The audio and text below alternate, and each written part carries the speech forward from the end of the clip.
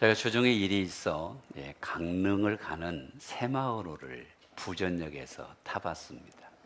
요즘 핫하다 그래서 차를 갖고 갈까 하다가 배낭 하나 메고 이렇게 탔는데요. 이 차에 특징이 있더라고요. 가는 역마다 다서 신학교 다닐 때 우등열차를 탄 그런 기분. 근데 이제 조금 시내를 벗어나니까 동해 바다를 이렇게 쭉 바라보면서 가는 맛이 있더라고요.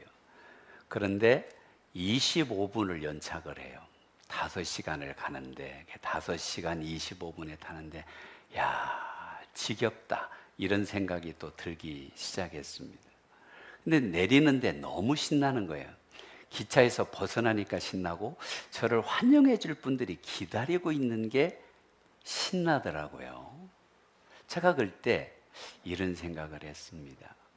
언젠가는 내 인생에 종착역이 있을 텐데 그럴 때 이렇게 신날까? 신날 것 같아요. 왜? 예수님이 나를 영접하실 테니까. 할렐루야. 신앙의 여정은 단순히 끝나는 것이 아니라 하나님이 예비하신 결말을 향해 가는 과정과 같다라는 마음이 듭니다. 근데 이 인생길을 가는 도중에 이런저런 어려움도 힘든 일도 고통도 덜어 있더라라는 것입니다. 그런데 이 고난이 주는 유익이 있어요. 그것은 내 마음이 낮아져서 하나님 도와주세요 의지하게 되고 하나님 은혜 주세요 라고 겸손해지는 것 같아요. 그래서 고난이 내 인생의 깊은 골짜기가 아니라 믿음으로 나아가도록 도와주는 은혜의 통로가 되는 줄로 믿으시기를 바랍니다. 여러분, 인생의 결말이 있습니다. 인생길의 끝이 있습니다. 그 인생의 결론이 무엇일까요? 저는 오늘 본문 말씀을 보면서 우리 인생의 결론은 반드시 하나님의 은혜 아래 있다면 해피엔딩이다. 여기서 말하는 해피엔딩은 세상적인 기준을 이야기하는 것이 아닙니다. 재물과 명예, 권력으로 장식된 화려한 엔딩을 말하는 게 아닙니다. 그것은 결국 데드 엔딩이거든요. 영적인 결말, 하나님의 자녀에게만 주어지는, 믿음을 가진 사람에게만 주어지는, 하나님을 만난 사람에게만 주어지는 해피엔딩이 있는 줄로 믿습니다. 그래서 우리의 인생의 과정이 눈물이 있다 할지라도 반드시 은혜로 결론 나게 되어 있다. 우리의 인생 중간중간 어려움으로 시작한다 할지라도 하나님의 영광을 누리는 면류관의 결론이 나게 되어 있다. 그러면 이 인생길을 가는 과정 속에 우리에게 요청하는 사도 야고보의 바람이 있습니다. 그것은 인내하라라는 것입니다. 그리하기 위하여 첫째로 믿음으로 고난을 견디자. 아멘. 믿음으로 고난을 견디자. 우리가 흔히 하는 말 중에 눈물 젖은 빵을 먹어본 사람만이 진정한 성공을 안다라는 말이 있습니다. 고생을 해보고 고난을 해본 사람이 성공을 유지하기가 쉽다라는 것입니다. 자, 우리나라에 10대 재벌들이 있는데 창업을 했을 때에 일대들이 망한 사례는 거의 없습니다. 그런데 최근에 재벌 3세의 사옥이 경매로 나온 적이 있습니다. 말하면 다 알만한 분인데요. 그것은 현대건설의 사옥이었습니다. 요즘 건설 경기가 얼마나 어려운지 여러분, 현대라는 재벌이 그 가정 할아버지가 물려준 집이 경매로 나왔다는 소식을 듣고 제가 조금 놀랐던 적이 있습니다. 영국의 시인이고 극작가인 노버트 브라우닝은 이렇게 말을 했습니다. 시간을 들여서 등에 기름을 채우지 아니하면 결코 불을 당길 수가 없다. 기름을 채우는 수고를 해야, 그 인내함이 있어야 불을 밝힐 수 있는 기쁨이 있다라는 것이지요. 여러분, 계란 후라이를 하려면 어떻게 해야 돼요? 1차적으로 기름을 준비하고 후라이팬 준비하는 거 말고 계란으로 이야기하면 깨트려야 후라이가 할 수 있는 것이지요.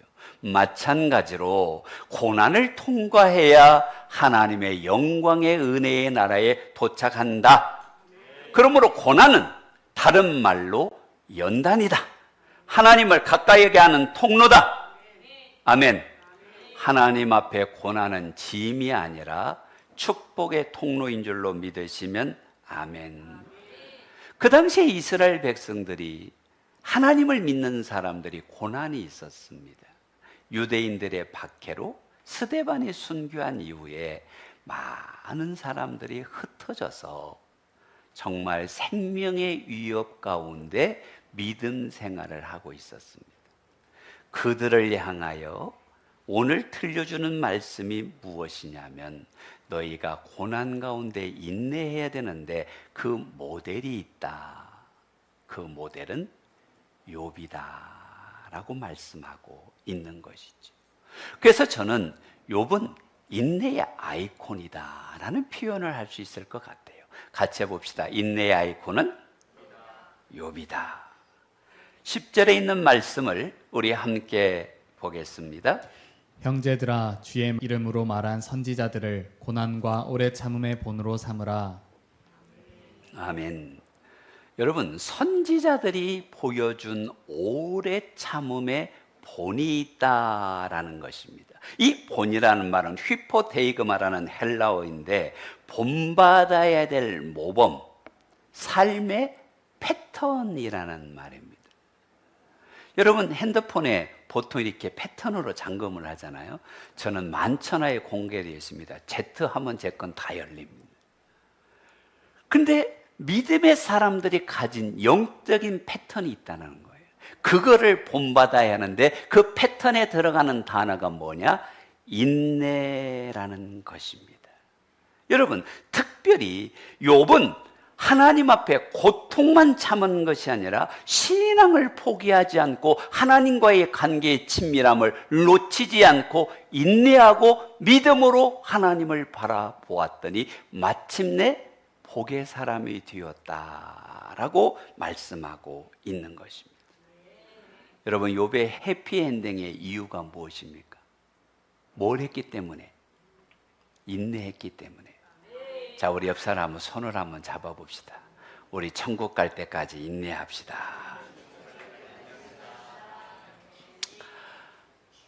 욥은 믿음의 사람이었습니다. 의인이었습니다. 하나님 앞에 잘못이 없는 사람이었습니다. 근데 너무 큰 고난을 당해서 육체적으로, 물질적으로, 자녀적으로, 아내에게서 관계적으로, 영적으로 고난이 가득했습니다. 보통 사람은 다 포기할 만한데 욥은 포기하지 않았습니다.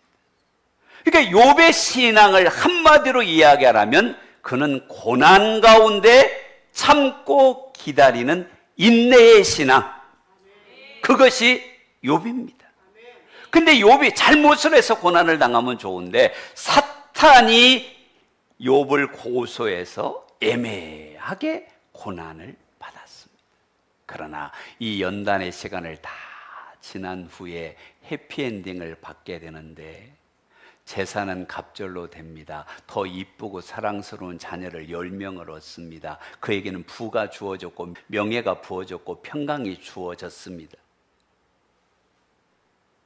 그리고 후대 성도들에게 믿음 생활을 이렇게 해야 된다라는 본이 되었습니다. 그리하기 위하여 11절에 이렇게 말씀하십니다. 보라, 인내하는 자를 우리가 복되다 하나니. 아멘. 여러분도 복되기를 원하시지요? 복되기를 원하십니까? 복되기를 원하십니까? 그럼 뭘 하라? 인내하라. 인내하라. 여러분, 이 인내는 원어적으로 히포메노인데요, 압박과 무게 아래서 무너지지 않고 계속 머무는 힘입니다. 그러니까 외부의 압력이 있어요. 외부의 어려움이 있어요. 신앙의 고난을 받아요. 근데 무너지지 않고 계속 은혜의 자리에, 믿음의 자리에, 기도의 자리에 머무는 힘. 이게 인내라는 말이에요. 여러분, 우리가 잘 알죠? 욥이 하루아침에 모든 것을 잃었을 때 그가 머문 자리가 뭡니까? 주신 이도 하나님이시오, 가져간 이도 하나님이시니 여호와의 이름이 찬송을 받으세요. 이게 욥이 머문 자리라는 거예요. 여러분, 우리가 신앙의 수많은 연단을 받을 때 내가 믿음으로 고백해야 될 게 무엇이냐면, 환경에 휘둘리는 것이 아니라, 사람에게 얽매이는 것이 아니라, 나의 믿음은 하나님 안에 견고해서 관계가 끊어지지 아니하고, 주신 이도 하나님, 가져가신 이도 하나님, 이 고백이 우리의 고백이 되기를 소망합니다. 근데 욥기 42장을 보면 하나님의 은혜를 주시고 복을 주시는데, 욥이 은혜 주셨다, 복 주셨다라는 것으로 끝나는 게 아니라 놀라운 신앙 고백을 하는데, 지금까지는 내가 귀로 하나님을 들었는데 내가 눈으로 하나님을 만났다는 거예요. 할렐루야. 성경을 같이 함께 읽어봅니다. 시작. 내가 주께 대하여 귀로 듣기만 하였사오나 이제는 눈으로 주를 배움나이다. 그러므로 내가 스스로 거두어드리고 티끌과 재 가운데서 회개하나이다. 아멘. 욥에게 주어진 고난의 최고의 유익이 무엇입니까? 고난 가운데에서, 염려 가운데에서, 질병 가운데에서 하나님을 만났습니다. 머리로만 아는 하나님이 내 가슴으로 들어왔습니다. 머리로 배웠던 하나님이 내 가슴 속에서 살아서 생명으로, 은혜로, 능력으로 역사합니다.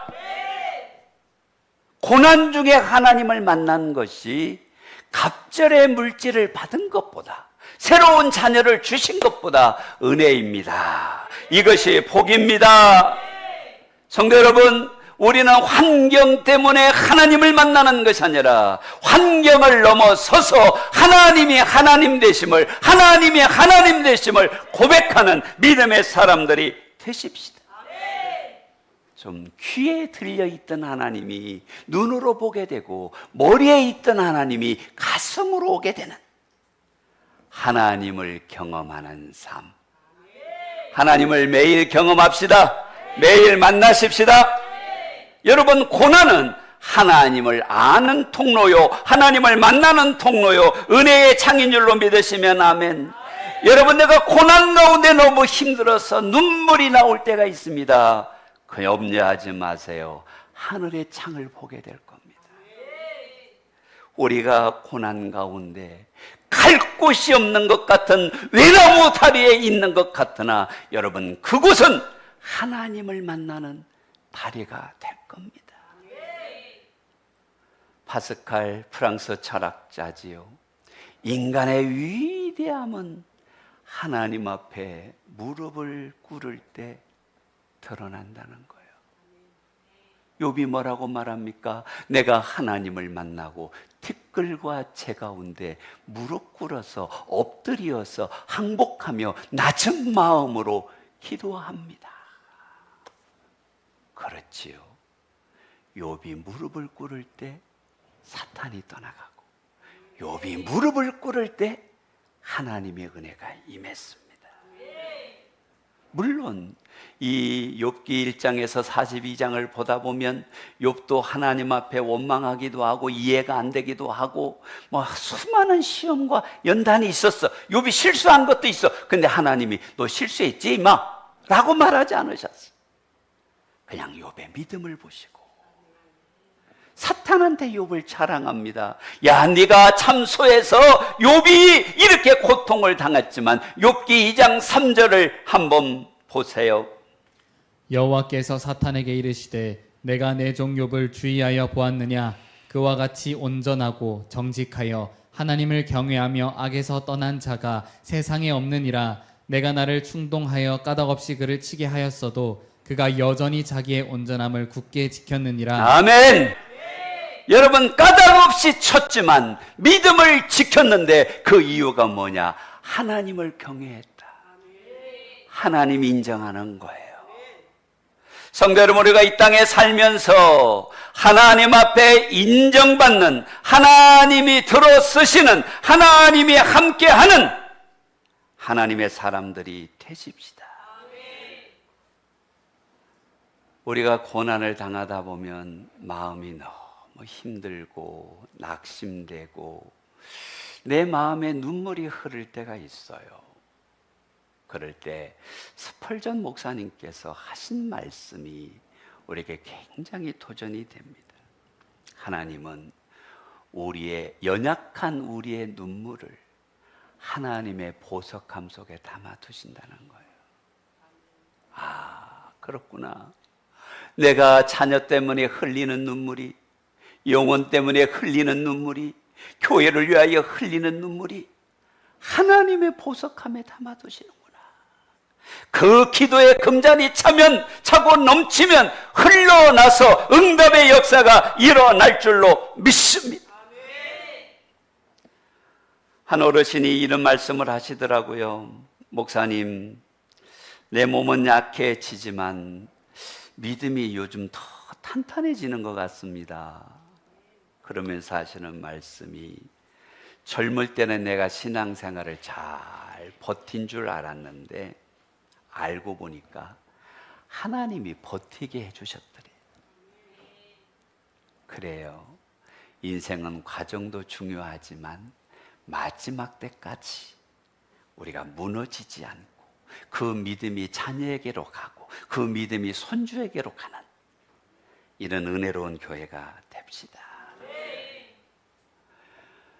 야고보 사도는 이렇게 말합니다. 선지자들이 말한 인내를 봐라. 선지자가 뭡니까? 선견자예요. 미리 보는 자예요. 여러분, 지금은 고난 가운데 있는 욥이지만, 지금은 고난 가운데 있는 에레미야지만, 지금은 고난 가운데 있는 선지자들만 미래를 미리 보는 거예요. 그 미래를 봤더니 뭐예요? 하나님이 열어주시고, 하나님이 해결하시고, 하나님이 역사하시고, 무너진 성전이 세워지고, 수많은 자들이 돌아와서 열방이 예배하는 예수님이 오시는 그날을 미리 본 거예요. 그러니까 뭘 했냔 말이에요. 인내했다 이 말이에요. 우리도 똑같아요. 오늘만 보이거든. 지금 환경만 보이거든. 그러니까 낙심하거든. 그러니까 눈물 짓거든. 그런데 선견자들의 믿음을 보라는 것입니다. 하나님의 미래를 믿기에 오늘의 고난을 두려워하지 않는 거예요. 때가 되면 하나님이 일하실 줄로 믿습니다. 여러분, 문병란 시인의 희망가라는 시가 있더라고요. 얼음장 밑에서도 고기는 헤엄을 치고 눈보라 속에서도 매화는 꽃필 준비를 하고 있다. 절망 속에서도 삶의 끈기는 희망을 찾고 사막의 고통 속에서도 인간은 오아시스의 그늘을 찾는다. 눈 덮인 겨울의 밭고랑에서 보리는 뿌리를 내리고 있고 마늘은 빈점에서도 그 진한 향기를 나타낸다. 절망은 희망의 어머니, 고통은 행복의 스승, 시련 없이 성취는 오지 않고 단련 없이 명금은 날이 서지 않는다. 꿈꾸는 자여, 어둠 속에서 멀리 반짝이는 별빛을 따라 긴 고행길을 멈추지 말라. 인생 항로 파도는 높고 폭풍우 몰아쳐 배가 흔들릴지라도 한 곱이 지나면 구름 뒤 태양은 다시 뜨고 고요한 백길 순항의 내일이 꼭 찾아온다. 그렇지요. 오늘의 고난이 나를 삼킬 것 같지만 구름 뒤에 태양은 반드시 떠오릅니다. 여러분, 새벽이 어두운 이유가 무엇입니까? 동력이 가까웠기 때문입니다. 태양이 떠오를 시간이 가깝기 때문에 가장 어두운 것입니다. 욥이 행복한 해피엔딩을, 행복한 결론을 누렸던 이유가 무엇입니까? 그의 인생의 고난이 너무나 컸는데 그럼에도 하나님 의지하고 하나님 붙들고 믿음으로 인내했더니 하나님이 영광으로 은혜로 채우시잖아요. 우리 인내합시다. 두 번째로 믿음으로 결론을 내야 합니다. 믿음의 결론. 여러분 11절 말씀을 봅니다. 보라, 인내하는 자를 우리가 복되다 하나니 너희가 욥의 인내를 들었고 주께서 주신 결말을 보았거니와 주는 가장자비하시고 긍휼히 여기시는 이시니라. 아멘. 여러분 욥의 인내와 우리 주님이 욥에게 주신 뭐를 보았고 결말을 보았다는 거예요. 따라합시다. 뭘 보셨어요? 결말을 봤다는 거예요. 우리의 결말이 뭐예요? 이 땅입니까? 아니지요. 하나님의 나라가 결론이에요. 주님 만나는 날이 결론이에요. 할렐루야. 이 결말은 최종적 열매를 의미하는 것입니다. 여러분 우리가 고난 가운데 있어도 우리는 결론을 압니다. 좌절의 결론이 아니라 믿음의 결론을 내라. 은혜의 결론을 내라. 욥의 결론이 뭡니까? 건강해졌습니다.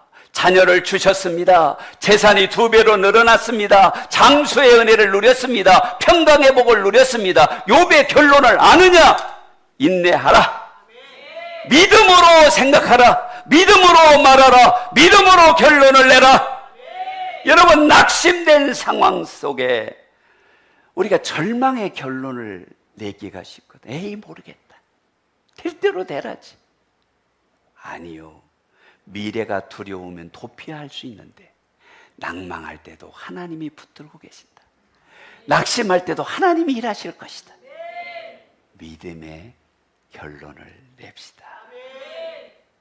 성경은 분명히 말합니다. 믿음의 사람은 어떤 상황과 환경 속에서도 믿음의 말, 믿음의 결론, 믿음의 도전을 해야 한다. 믿으시면 아멘. 왜 그래야 되는 줄 아십니까? 내가 당하는 고난 가운데 하나님은 자비하시고 하나님은 긍휼을 주기를 원하시고 하나님은 좋은 것 주기를 원하는 분이에요. 여러분 11절 말씀을 함께 보겠습니다. 보라, 인내하는 자를 우리가 복되다 하나니 너희가 욥의 인내를 들었고 주께서 주신 결말을 보았거니와 주는 가장 자비하시고 긍휼히 여기시는 이시니라. 아멘. 하나님을 뭐라고 소개해요? 자비하시고 긍휼히 여기시는 분이시니라. 하나님이 욥의 단점을 끝까지 추적해서 찾아내서 이놈의 새끼 네가 그렇게밖에 못해라고 하신 적이 없어요. 자비하셔. 긍휼히 여기셔. 인내하는 믿음을 귀하게 보시고 버티는 믿음을 귀하게 보시고 하나님 붙들려는 믿음을 귀하게 보시고. 그러니까 우리 인생이 우연히 일어나는 행운에 맡기지 말고 하나님의 자비하심에 맡기고 하나님의 긍휼하심에 맡기는 인생이 됩시다. 인생이 힘들어도 믿음의 결론을 내요. 섬김의 삶이 부담스러워도 믿음으로 결론을 내요. 본해퍼가 이런 고백을 했습니다. 우리 함께 읽어봅시다. 믿음이란 끝을 내 힘으로 내리지 않고 하나님의 결론을 기다리는 것이다. 지금으로부터 70년 전 사람이 이런 고백을 했어요. 내 방법으로 결론을 내리는 것이 아니라 하나님의 결론을 내리는 것이 믿음이라는 거예요. 상황이 맡은 것 같아도 하나님 앞에 믿음으로 결론을 내면 강야의 길을 내시고 사막의 길을 내시는 분이 하나님. 여러분 내가 좀 어둡고 답답하다 할지라도 믿음으로 결론을 내면 내 앞에 길이 되시고 내 인생의 빛이 되시는 분이 하나님. 내가 좀 부족하고 힘이 없어도 믿음으로 결론을 내리면 강하고 능하신 팔로 나를 붙들어 주시는 능력의 하나님이 우리 하나님이십니다. 그래서 자꾸 믿음으로 말하고 믿음으로 생각하고 믿음으로 따라가고 믿음으로 행동해야 되는 거예요. 그러면 자비하신 하나님이 긍휼하신 하나님이 욥을 붙드신 것처럼 우리를 붙드시는 거지요. 신앙은 어쩌면 마라톤 같다라는 말을 할 수 있습니다. 신앙생활을 어떻게 시작했느냐가 아니라 어떻게 골인하느냐가 중요한 것입니다. 여러분 10km 갔다가 멈췄다고 해서 상이 없습니다. 완주해야만 완주한 믿음의 상이 있는 것입니다. 그런데 이 마라톤이 얼마나 힘든지 여러분 아세요? 2023년 2시간 0분 35초라는 신기록이 나왔어요. 그게 시카고 마라톤에서 케냐의 키프트미 낸 기록인데요. 여러분 그러면 100m를 키프트미 어느 정도로 뛰었을 것 같아요? 18초가 안 돼요. 18초의 속도로 100m를 42.195km를 꾸준히 달려간 거예요. 그러니까 신기록을 세운 거예요. 지금 여러분 100m에도 18초 못 뛸 분 많을걸요. 쉽지 않아. 근데 그거를 42.195 2시간 동안 쉬지도 않고 계속해서 일관되게 달려가는 거예요. 포기하면 상급이 없어. 여러분 인내는 끝까지 가는 것이 천재입니다. 단절되면 사고가 납니다. 여러분 기차가 선로가 끊기면 사고가 납니다. 우리의 믿음은 끊어지면 안 되고 주님 만나는 그날까지 영적 싸움을 싸워 승리합시다. 아이들이 고무줄 놀이를 많이 옛날에 했잖아요. 요즘은 전혀 안 하더라고요. 그런데 남자들이 가서 뭐 해요? 고무줄 탁 끊고 도망가는 짓궂은 남자친구들이 많습니다. 그러면 놀이가 끝나거든. 여러분 우리가 하나님과의 관계가 끊어지면 인생의 믿음의 기쁨이 사라지는 거예요. 하나님과 연결되어야만, 하나님께 붙들려 있어야만, 그래야만 우리는 마침내 욥이 누린 은혜의 복을 누리게 될 것입니다. 신앙을 마라톤이라고 이야기했는데 여러분 마라토너들이 완주한 후에 누리는 러너스 하이라는 말이 있습니다. 이게 뭐냐면 한계점을 극복한 후에 느끼는 기쁨, 러너스 하이.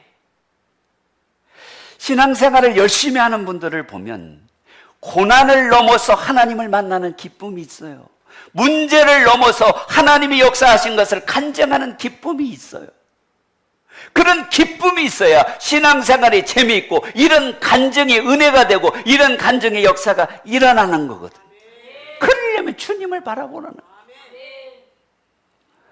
여러분 발레 공연을 보신 적 있는지 모르겠는데 저도 뭐 극장 가서 본 적은 없고 TV로 본 적이 있는데 여성 발레리나가 보여줄 수 있는 최고의 발레 기술이 32회전 푸에타라는 게 있어요. 제자리에서 한 발 들고 32바퀴를 도는 거야. 한 자리에서. 야, 이거 잠시 해봐요. 32바퀴 어렵거든요. 근데 유튜브에서 이 비결을 설명을 해주더라고요. 이 푸에타의 주인공이 반드시 앞에 있는 정면에 한 사람을 주시한다는 거예요. 그리고 돌아갈 때까지 이 사람만 보고 있다는 거예요. 그럼 뺑 돌아와서 아이고 어지러워. 누구를 보겠어요? 내가 본 사람을 다시 보는 거예요. 돌아갈 때까지 보다가 돌자마자 이 사람을 다시 보는 거예요. 그래서 정면에 서는 거고 흔들리지 않는 거고 32회전을 할 수 있는 비결이라는 거예요. 야, 제가 깨달은 게 있어. 우리는 볼 게 너무 많아. 그죠?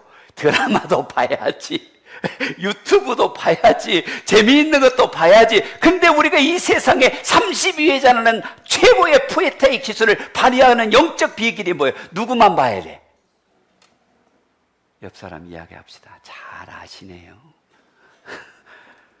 잘 알아. 근데 왜 그렇게 여기도 보고 싶고 여기도 보고 싶고 이쪽도 보고 싶고 여기도 보고 싶은지 몰라. 주님 바라보는 것이, 주님 의지하는 것이, 주님 붙드는 것이 승리의 비결인 줄로 믿으시면 아멘.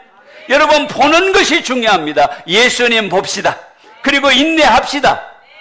우리는 멀리 바라봐야 돼요. 마라토로 뛸 때 어떻게 됩니까? 이렇게. 여러분 이렇게 안 뜁니다. 이렇게 뛰거든요. 왜? 에너지 소모를 최소화. 근데 그들의 시선이 어디를 보고 있어요?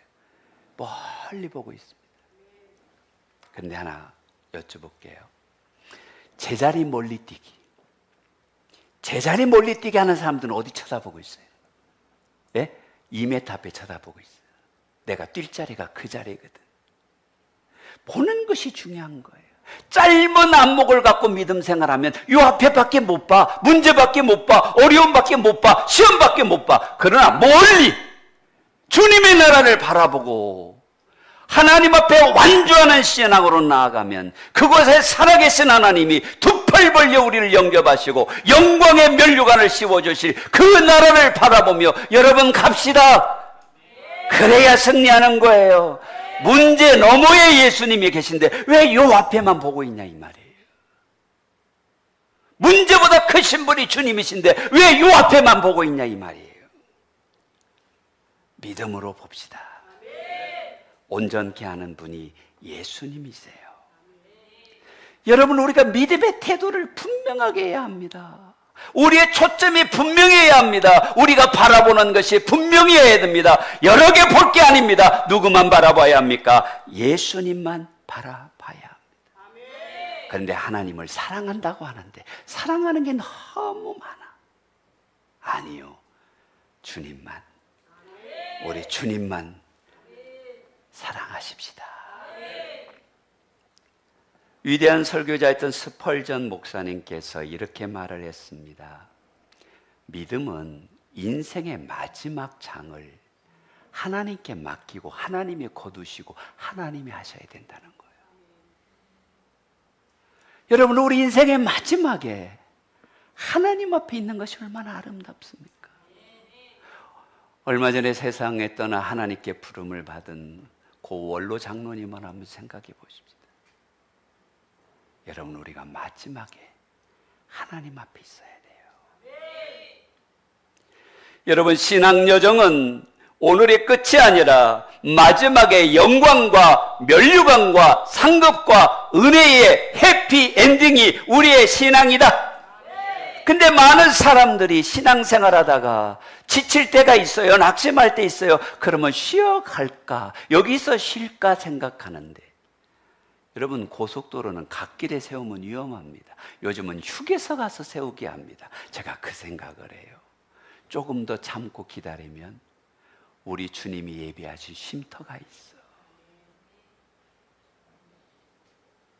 젊은 날의 눈물도, 중년 때에 흘리는 땀방울도, 노년기에 드리는 기도도 여러분, 영광의 결말로 모아질 거예요. 제가 눈물 가운데 있다면 하나님이 영광 주실 줄로 믿습니다. 주를 위하여 땀 흘리고 있다면 하나님께서 영광 줄 줄로 믿습니다. 내가 힘이 약해서 기도의 사명을 감당하고 있다면 하나님이 주실 영광을 사모합니다. 믿음으로 고난을 견디세요. 믿음으로 시험을 견디세요. 믿음으로 결론을 내세요. 하나님이 주시는 해피엔딩, 믿음으로 시작했으니 믿음으로 걸어가고 믿음으로 마무리합시다. 그러면 우리의 믿음의 결말은 반드시 은혜롭고 영광스럽고 해피엔딩이 될 줄로 믿습니다.